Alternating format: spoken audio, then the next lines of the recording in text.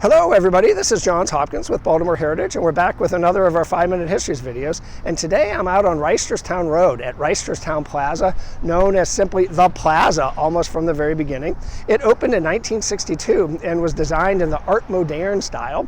Today we're going to talk a little bit about the Plaza, a little bit about Art Moderne, and a little bit about one designer in particular, Raymond Loewy, who among many other things designed the Stewart's Anchor store here originally and has been called the father of streamlining. A quick thanks to start with to a gentleman named Matt Kimball for suggesting this topic, so thanks so much, Matt.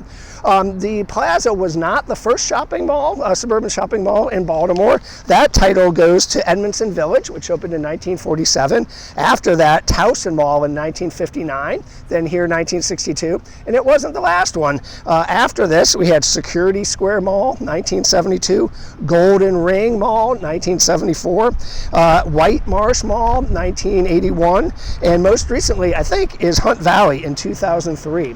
Each of these suburban malls took on a flavor of the times. The anchor tenants, the stores there, the layout, and particularly the architecture. And this shopping mall here definitely took on the style of the 1960s and its Art Moderne look, which we'll talk about in a second. From the very beginning, the Plaza was quite popular, not just with folks who lived around here, but really regionally. This was the era when people were moving into the suburbs and looking to shop in the suburbs as well. The Plaza got a big boost in 1983 when the Baltimore Metro subway opened a station just about a block away. That's when there was a 2-story office tower added to this area, as well as getting the mall enclosed. It went from a plaza to an enclosed shopping mall like others that were popping up at the time.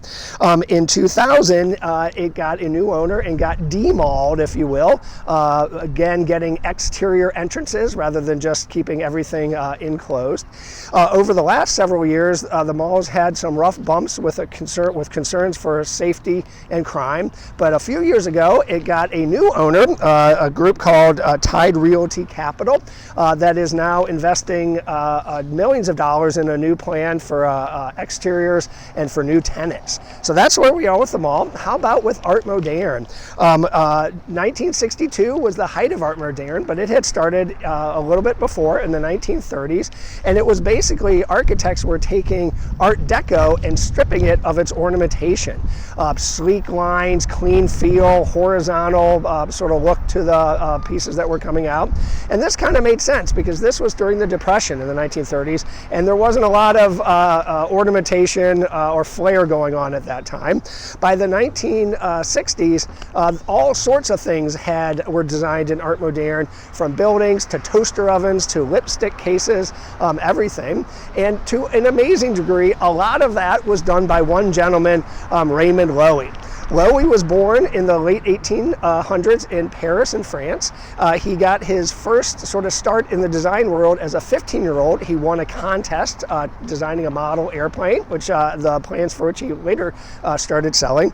In 1919, he moved from Paris to New York and was a window designer for Saks Fifth Avenue and Macy's, among others, and then a fashion illustrator for Harper's Bazaar and Vogue. He said a little bit later in life, he said at the time, quote, "I was offended that my adopted country was swamping the world with so much junky looking stuff." And he clearly set out to change that. He started with industrial design. He became an industrial designer working for firms like Westinghouse and Sears and Roebuck. The cold spot refrigerator radically changed the design of refrigerators at the time. He went on to work for railroads. The Pennsylvania Railroad's GG1 electric locomotive in the 1930s was a really big breakthrough, as was the Baldwin diesel with its shark nose front.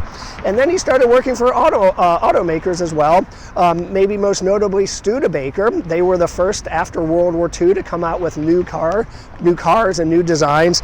The Car and Driver magazine and Motor Trend both called the 1953 Starlight with its wraparound down rear window, quote, one of the most beautiful cars ever made. That was a Loewy as well.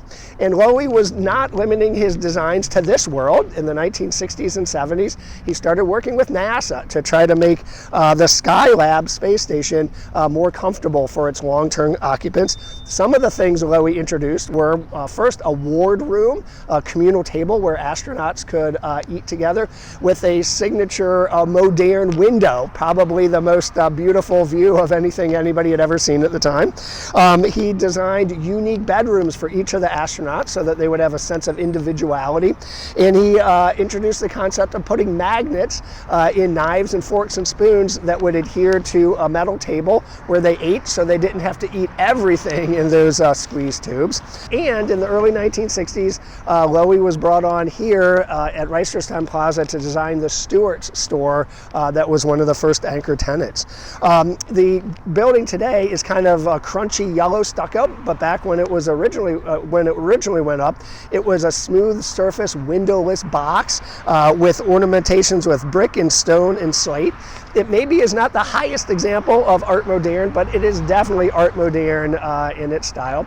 On the inside, it might have even been more art moderne, with sleek curving lines, bright lights, and an orderly layout. No more of that old school clutter here at Stewart's. I'm going to wrap up by saying that Time magazine put Loewy on its cover in 1949 for all of the things that he designed. And at his death in 1986, the Los Angeles Times wrote, and I quote, "It would be hard to spend a day in America or much of the rest of the world without encountering that Loewy look that emphasized sleek, clean lines and emblems and colors that stick in the mind." So I'll invite you to take a look around you for everyday objects that are in, quote, that Loewy look, and maybe come out here to Reisterstown Plaza for some glimpses of the Loewy look that still remain. Thanks so much, and we'll see you next time.